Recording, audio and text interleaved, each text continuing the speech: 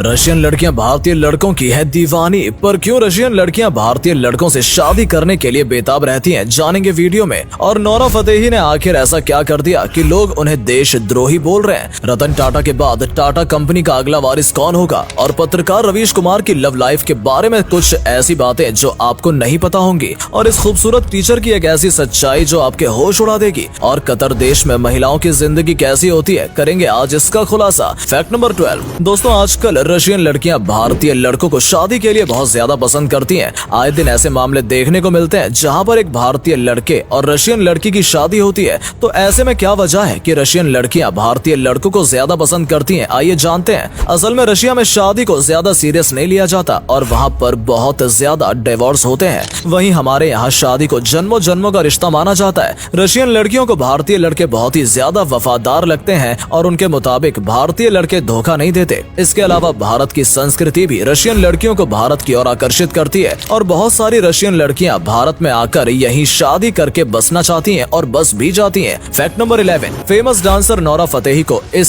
समय काफी ज्यादा हेट मिल रहा है और लोग उन्हें बहुत ट्रोल कर रहे हैं। असल में हुआ यूं कि हाल ही में Nora Fatehi FIFA world cup के फैन फेस्ट में परफॉर्म करने के लिए गई थी और वहां पर उन्होंने काफी अच्छा परफॉर्म भी किया। उन्होंने वहां पर भारतीय झंडे को लेकर जय हिंद के नारे भी लगाए, लेकिन इस दौरान उनसे वहां पर एक गलती हो गई।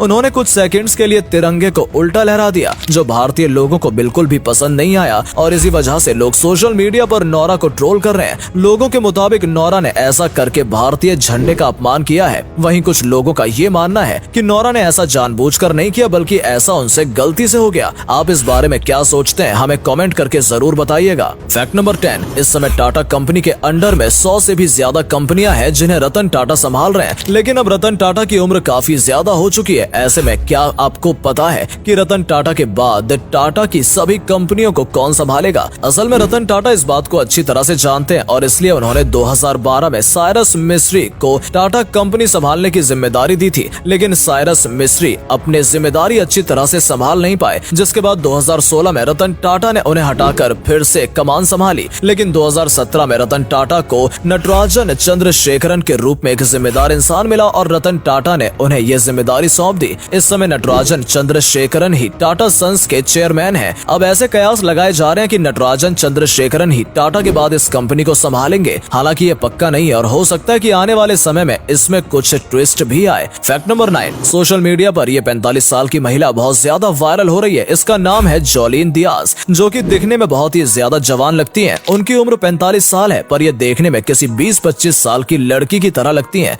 हाल ही में इनकी बेटी के साथ इनका एक फोटो काफी ज्यादा वायरल हुआ है, जिसे देखकर ये पता लगाना मुश्किल है कि इसमें बेटी कौन है और माँ कौन है। जोलीन दियाज एक स्कूल टीचर हैं जो बच्चों को पढ़ाती हैं और उनकी खूबसूरती देखकर हर कोई हैरान रह जाता है और उनकी उम्र में धोखा खा जाता है। Fact number 8। साल 3000 से आया एक ऐसा टाइम ट्रेवलर जिसकी बातों ने सभी के रोंगटे खड़े कर दिए हैं। जी हाँ, टिकटॉक पर एक वीडियो काफी ज्यादा वायरल हो रहा है जिसमें एक शख्स खुद को टाइम ट्रेवलर बता रहा है। इस शख्स के मुताबिक वो साल 3000 से आया है और इसे फ्यूचर में होने वाली घटनाओं के बारे में पता है। ये दावा करता है कि जनवरी 2023 में अमेरिकी नेवी एलियंस के संपर्क में आएगी। वहीं इसके मुताबिक 2024 में डोनाल्ड ट्रंप फिर से राष्ट्रपति पद की उम्मीदवारी की घोषणा करेंगे और अगले साल फरवरी में अमेरिका में तूफान से भारी तबाही मचने वाली है, जिसमें लाखों लोगों की मौत हो जाएगी। हालांकि ये शख्स असल में टाइम ट्रेवलर है या नहीं, ये एक मिस्ट्री है। ज्यादातर लोगों का मानना है कि ये आदमी ये सब कुछ अटेंशन पाने के लिए कर रहा है, वहीं कुछ लोग इसे सच भी मान रहे हैं। Fact number 7। क्या होगा अगर हम गलती से कॉइन निगल लें? तो दोस्तों, कॉइन निगलने से 90 से 95% केसेस में कुछ नहीं होता और कॉइन निगलने के बाद वो थोड़ा बहुत गलकर टॉयलेट में बाहर निकल जाता है। लेकिन अगर कॉइन बड़ा है, जैसे कि 10 रुपए का सिक्का, तो ये गले में अटक सकता है। ऐसे केसेस बहुत ही कम देखने को मिलते हैं, पर जहाँ पर कॉइन निगलने के बाद एक प्रॉपर सर्जरी करनी पड़ती है। पर भलाई इसी में है कि कॉइन को ना निगलें, क्योंकि कभी कभी ऐसे रेयर केसेस भी देखे गए हैं कि कॉइन गले में फंसने की वजह से लोग काफी क्रिटिकल कंडीशन में पहुंच जाते हैं। Fact number 6। फेमस पत्रकार रवीश कुमार एनडीटीवी से इस्तीफा देने के बाद इस समय काफी चर्चा में है। रवीश कुमार हमेशा ही अपनी प्रोफेशनल लाइफ को लेकर सुर्खियां बटोरते रहते हैं,